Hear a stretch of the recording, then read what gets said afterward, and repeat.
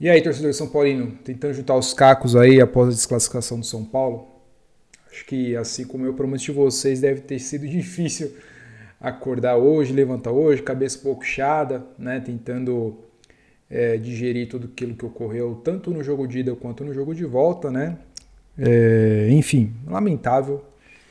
E contra a eliminação não tem muito o que fazer, a não ser de fato seguir em frente, tentar imaginar um São Paulo melhor no futuro não tão próximo, porque é bem difícil de acontecer. Bom, antes de começar esse vídeo hoje, pessoal, peço muito ajuda de todos vocês para deixar o like e inscrição no canal. Não se esqueçam também de me seguir nas redes sociais aqui abaixo desse vídeo, tá?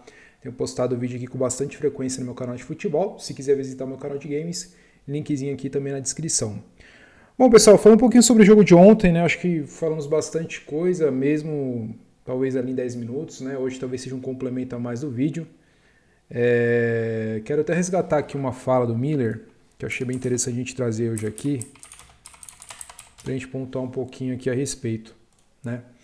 É um cara que ele é bastante direto, né, ao ponto quando precisa criticar alguém, é um cara que muitas vezes não tem papas na língua, né? A gente já comenta um pouquinho sobre o que ele falou. E, galera, a sensação que fica de fato é de que poderia, né, ter sido. Apesar do São Paulo não ser favorito, apesar do São Paulo, ainda que passasse da LDU, não ser considerado um favorito, né, diante de um Flamengo, diante de um Palmeiras, eu acho que ainda assim o São Paulo poderia ter conseguido, né, classificação se simplesmente acertasse ali as bolas, né? Algo que o senhor Luciano não fez, né? Mais uma vez, eu não quero ser fiscal de quem acha ali ídolo, eu não quero ser o cara que vai falar para quem você deve colocar o crédito de ídolo. Mas, assim, é meio preocupante alguém taxá-lo como um ídolo. E eu tento entender, né? Porque, assim, convenhamos que o São Paulo já tem uma certa época de vergonha que já vem há um bom tempo. Né? Então, quando consegue um bom resultado, às vezes aquele torcedor mais órfão tenta colocar alguém ali num posto de um cara para se espelhar.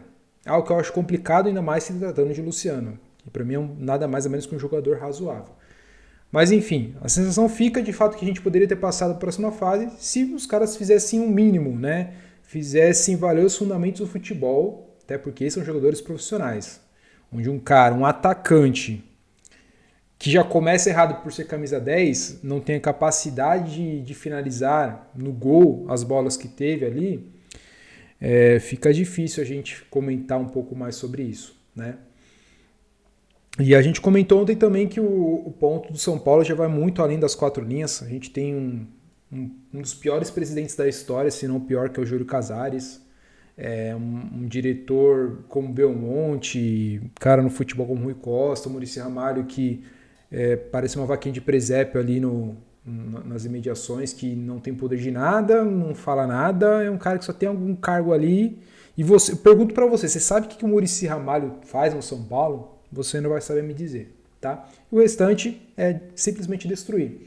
A gente tem um presidente que vende as promessas da base a preço de banana. A gente tem um presidente que tenta vender uma fatia da base por risórios 250 milhões de reais. Valor esse que você pagaria muito bem numa promessa. Valor esse que jogadores do Palmeiras foram pagos ali por clubes da Europa. E eu tento entender o que fazem aqueles 300 conselheiros do São Paulo que não tem nenhum tipo de voz ativa, não votam por um impeachment desse cara, tá? Queria saber onde está a oposição do São Paulo. Se é que tem, ou é uma única chapa e acabou, e é isso mesmo. Então, galera, fica difícil a gente tentar projetar um futuro melhor para o São Paulo enquanto esses caras estiverem ali dentro, tá? O que mais impressiona também é essas torcidas organizadas que são cheias de falar, se não fosse a gente seria outra história, acaba se escondendo, não dá uma declaração, não dá cara a tapa, não fala nada e depois quer pagar de bom moço na internet. Então fica difícil, pessoal, fica bem difícil a gente projetar alguma coisa.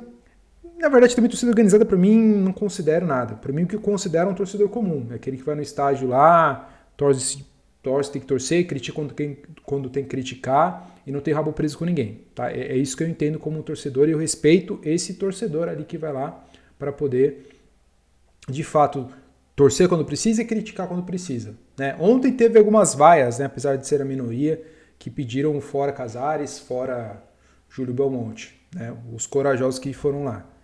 Agora o restante eu já nem considero nada. Para mim não tem consideração nenhuma. Para mim não tem relevância alguma. Quem tem relevância é aquele torcedor comum, seja eu, você, que vai de fato ao estádio com a família, torcer pelo clube, que pagaram rios de dinheiro para ver aquele vexame que aconteceu ontem.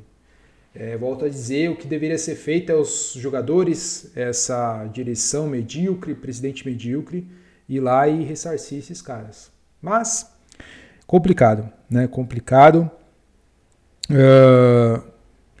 E o que se espera, pessoal, é que as coisas possam mudar, mas eu não acredito numa mudança nesse curto espaço de tempo.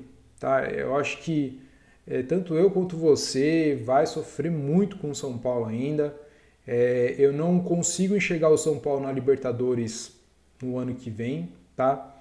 A gente sabe que os times que estão à frente estão muito mais engajados, estão muito mais alertas ali para a competição. Eu acho que vai talvez ser inevitável ali uma descida de moral desses jogadores, que já é frágil, né? Então fica difícil, né? Fica difícil. Então é difícil a gente ter uma projeção também quando não se tem uma posição dentro do clube, né? Parece ser todos da mesma chapa. Então, meus amigos, é difícil. Tá bem complicado. Então, assim, eu tive o privilégio de ver o São Paulo vencedor. Eu tive o privilégio de ver São Paulo campeão paulista em 2005, campeão da Libertadores em 2005, campeão do Mundial em 2005, campeão do Brasileiro em 2006, 2007 e 2008 e tendo como último título antes da Copa do Brasil a Sul-Americana. Então eu consegui ainda ter uma vivência de um São Paulo campeão, de um São Paulo que era respeitado pelos adversários. Naquela época, sei lá, 12, 13 anos atrás, quem enfrentava o São Paulo tinha um certo ali, de fato, respeito, né? De fato, receio de enfrentar um clube, porque o São Paulo naquela época estava gigante mesmo. Agora, hoje em dia, qualquer um que vai enfrentar o São Paulo, independente de onde for, não tem mínimo respeito ali. Respeito que eu falo, pessoal, não é o faltar com respeito, é o entender que aquele adversário é um perigo, de fato, é um adversário relevante. Então, o São Paulo não mete medo em ninguém hoje em dia. Então, qualquer um que vai enfrentar o São Paulo sabe muito bem que pode vencer, pode bater de frente, né? E hoje, de fato, eu entendo que o nível do São Paulo é o mesmo que da LDU, ou talvez ele deu seja um pouquinho acima, tá? A gente não tem os principais jogadores disponíveis, né? Mais uma vez eu volto a dizer, Oscar, Lucas, eu acho que talvez seja melhor vocês rescindirem com o clube, sabe?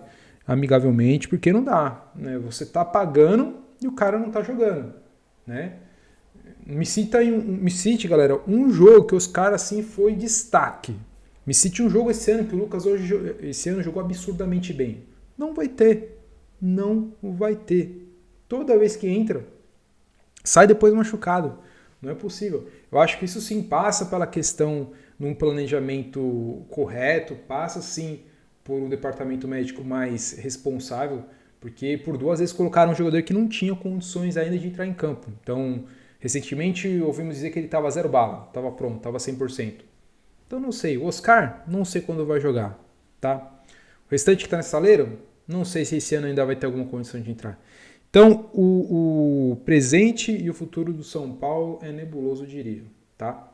E até fiquem no final desse vídeo com o que o Miller falou a respeito do Sr. Luciano, né? No seu Instagram ele diz o seguinte: aquela parte da torcida que me ataca quando falo a verdade, esse é o ídolo que vocês merecem. Perde gol e faz showzinho para vocês gritarem, é Luciano. Aí tá uma foto dele ali, do Luciano, puxando as calças, dando os piti dele como sempre. É um cara assim lamentável, tá? Um cara que, já acabou já o ciclo no São Paulo já há um bom tempo, tá? Se eu fosse também o Luciano, ó, cara, final do ano aí, vê um outro clube aí, sabe? Obrigado aí pelos serviços prestados, mas não é possível. Um cara que mais dá chilique do que joga bola. Bom, pessoal, Esse foi o vídeo de hoje. Acho que é mais para complementar a lamentação de ontem. O que a gente pode deixar aqui como um recado é fora Júlio Casares, fora Belmonte. Espero que vocês possam sair do São Paulo. Espero que tenha uma oposição dentro desse clube que volte ali pelo impeachment desses caras antes que seja tarde demais, antes que o São Paulo seja de fato destruído, tá? Porque é isso que dá a entender, né?